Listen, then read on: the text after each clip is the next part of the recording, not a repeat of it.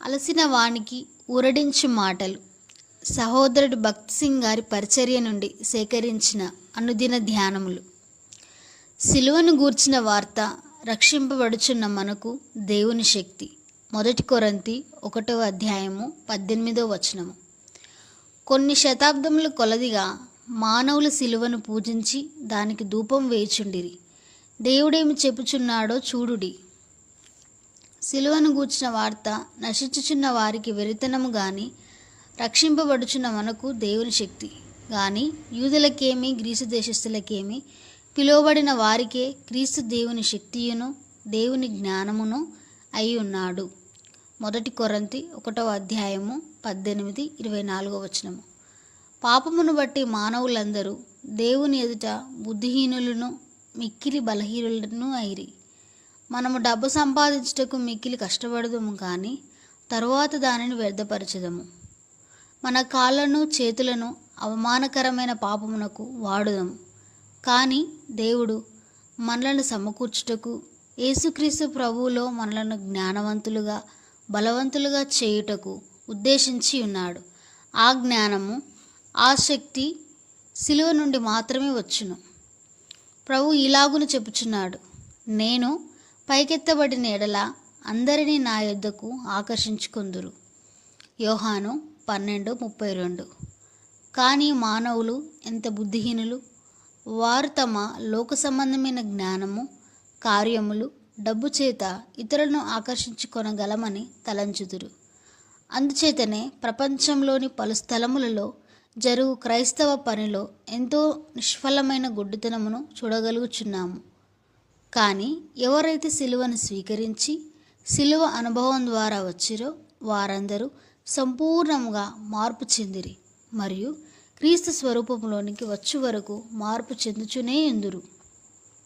నీ జీవితంలో సిలువ కార్యము అంత సులభముగా జరగదు. అది కేవలము పరిశుద్ధాత్మ చేతనే జరుగును.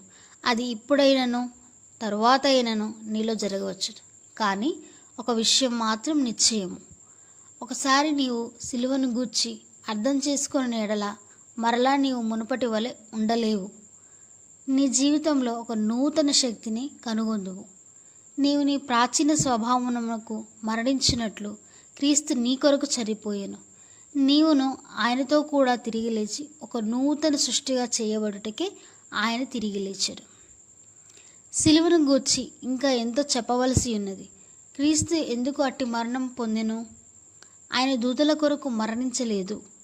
వారికి అవసరం లేదు. ఆయన తన కొరకు మరణించలేదు. ఎందుకనగా ఆయన ఏ పాపమును చేయలేదు. ఆయన జంతువుల కొరకు కానీ పక్షుల కొరకు కానీ మరణించలేదు.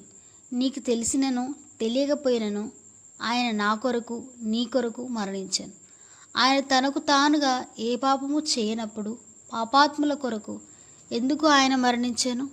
క్రూరుల చేత అపహాసించబడి పాపం లేని వ్యక్తి ఎందుకు మరణించవలసి వచ్చాను?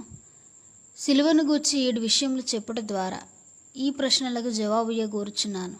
మొదటిగా, పాపము వలన వచ్చు తీర్పు నుండి, శిక్షావిధి నుండి నన్ను విడిపించుటకు ఆయన మరణించాను. రెండవదిగా, నేను నా దౌర్భాగ్యకరమైన పాప స్వభావమునకు మరణించినట్లు ఆయన మరణించాను. మూడవదిగా, లోకమునకు దాని మోసమునకు నేను మరణించినట్లు ఆయన మరణించాను. నాలుగవదిగా, పాత సృష్టిని సమాప్తం చేయుటకు మరణించాను. నీ ఒక చెట్టు యొక్క కాండమును నరికిన ఎడల చెట్టంతయు క్రింద పడును. అదే విధముగా దేవుడు, మన సృష్టికర్త అయిన దేవుడు, ఆయన పాత సృష్టిని అంతమొందించుటకే మరణించాను. ఐదవదిగా, నీ జీవబొరొట్టె అగుటకై ఆయన మరణించాను. ఆరవదిగా, మనలను ఒక శరీరముగా ఒక కుటుంబంగా చేయుటకు ఆయన మరణించాను. ఏడవదిగా, ఆయన మనలను సంపూర్ణంగా తన వలె నూతనంగా చేయుటకు మరణించాను. ఈ సత్యములు మనకు స్పష్టమైన ఎడల మనం విశ్వాసముతో యేసుక్రీస్తు సిలువ వైపు చూసిన ఎడల మనము నూతన జీవమును పొందగలము.